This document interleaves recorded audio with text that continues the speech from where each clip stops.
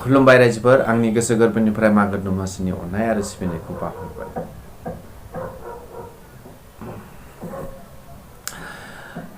2022 बा 2022 मायथाइनि बे फार्स्ट भिडिअ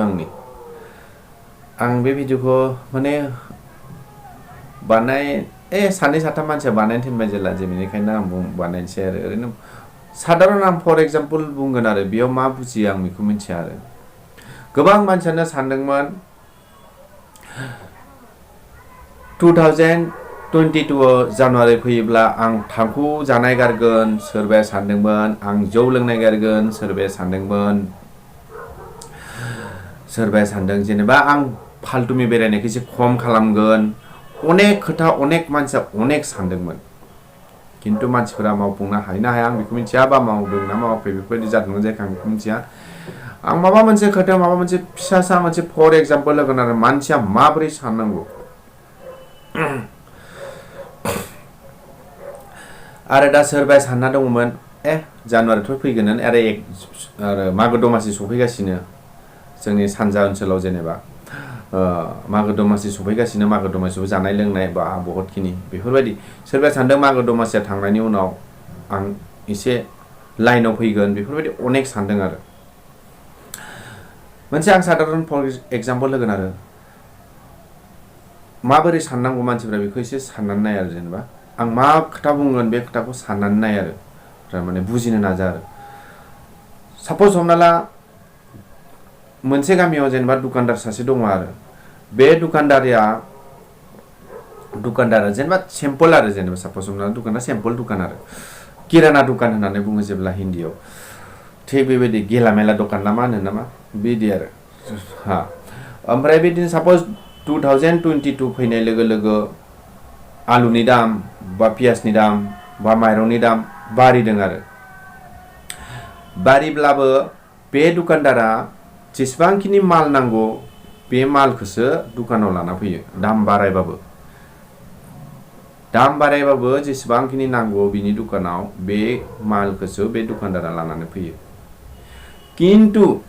सासे बिजनेसमेना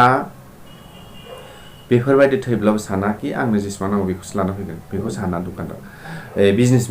बिजनेसमेना बे मालखौ पुरा खेबसेयावनो बोखांगोन आलुआनो जा माइरंआनो जा पुरा खेबसेयावनो बै मालखौ दिखांना लाना फैनानै बे फिसा फिसा दुकानफोरनो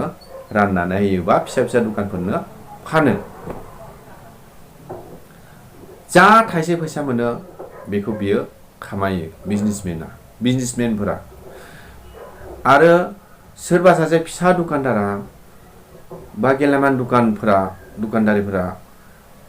माबा जोंना दुकान गंसे बारायबावनो होननानै सानबाबो बियो सोर सामलायनोब्रा बेखौनो आं सामलायनो हायाखै बेफोरबायदिसो सानो। किन्तु बिजनेसमेन सासेया बेफोरबायदि थैब्लाबो साना बिजनेसमेना सासेया बे जुदि बिराद गिदिर बिजनेसनि माबा दा जायगा दुकान माने सब बानायदोंब्लाबो बै मोनसे आरो दाबसे जायगायाव माने गिदिर बिजनेसमेननिसो बेफोरबायदिसो खोथा सानो। थिग बिजनेसमेन बायदिनो जों बायदि मानसियाबो साननो नांगौ अब्लासो जों दावखोनो हायो। जों खेबसेयावनो फैसाखौ नागिरो जिखि जाया बुस्थुखौ जोङो फिसा मानसिफोरा खेबसेयावनो नागिरो खेबसेयाव मोननो नागिरो जों थाइसेनिफ्राय बिजनेस खालामनो नागिरा बा 1 पइन्टनिफ्राय जों बिजनेस खालामनो नागिरा जोंनो नांगौ खेबसेयावनो आरो जिखि जाया खामानि सापज हमना ला बेजोंनो लोगोसे मोनसे आरो फर एग्जाम्पल होनो आं माबा मोनसे खामानि मावनो फैगोन सोरबा प्राइभेटाव बा मायावबा बा गभर्नमेन्टआवबा बेसेबां पेमेन्ट बेखौसो सोङो बेसेबां बेथना बेसेबांलै होनना बुङो 5000 होनबोला 5000 मावला बेफोरबायदि बा सापज फर एग्जाम्पल सोरगोन दे 10000 होनबाबो 10000 2000 मा थैयो नामा 20000 होनबा 20000 थैयो नामालै बेफोरबायदि माने बुंनाय मानसि दङ जोंनि फिसा लेभेलनि मानसिफ्रा खिन्थु बेफोरबायदि साना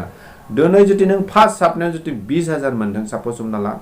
सापज 20000 थांला आं 10000खौनो हमना लाबाय 10000 मोनदोंबाबो नों खाल मानसि नों 12000 मोनगोन ना बा नेक्स्ट टाइमाव नों आरो 15000 मोननो हानाय बेबायदि बारायलांबाय थायो एसे बारायलांबाय थायो। खिन्थु थिग बिजनेसमेनफोराबो थाइसेनिफ्राय 1 पइन्टनिफ्राय 2 पइन्ट 2 पइन्टनिफ्राय 3 पइन्ट बेफोरबायदि मोनसे खोथा माने साननाय फैलाङो सानखान्थि फैयो बे सानखान्थिखौ साननो रोंनांगौ।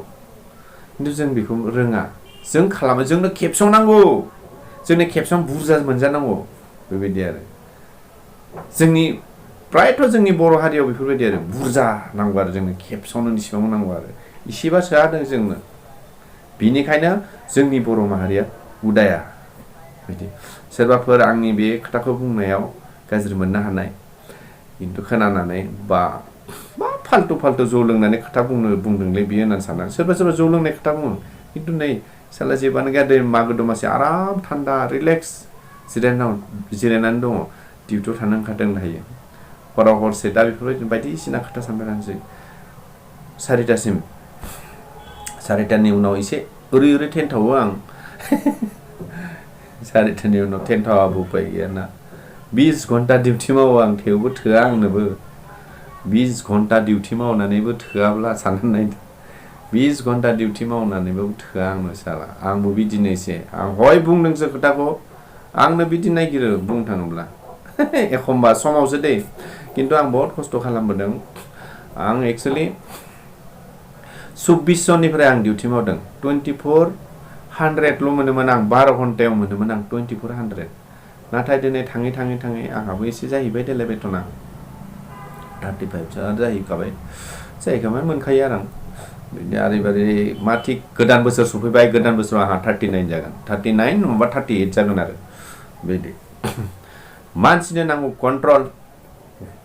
कन्ट्रला थानांगौ मानसिनि गोसोआव कन्ट्रल होनाय ओमफ्राय सानफ्रोमबो माने मोजां गोजौ हाइ लेभेलनि खोथा सानलांबाय थानांगौ आरो माबोरै खालामबा माबोरै जागोन थाइसेखौ थाइसे बे मा फैसा बिदिनो साननाङा बे थाइसेखौबो ज' खालामना दोननो नाजानांगौ आरो जोङो दा जिखि जाया आरो बेयाव जुदि माबाफोर आं गोरोन्थि बुंदोंब्ला बा माबाफोर गोरोन्थि बुंफ्लांदोंब्ला आं मोनसेयानो निमाहा खालामना होयो आरो थारमाने सानै साथाम मानसिया बुंदोंमोन आरो आंखौ मोनसे भिडिअ हगारा मानो नों माथो बिराद गोबाव जाबाय भिडिअखौनो हगारथारा होननानै बेनिखायसो आं बे भिडिअखौ बानायनाय जाबाय आरो दा आंहा सम जाबाय डिउटियाव थांनो आं थांनोसै मागो दमासिनि बयखौबो अननाय आरो सिबिनायखौ बावहरनानै बयखौबो खुलुमहरनाय थाबाय गोजोन्थों बाय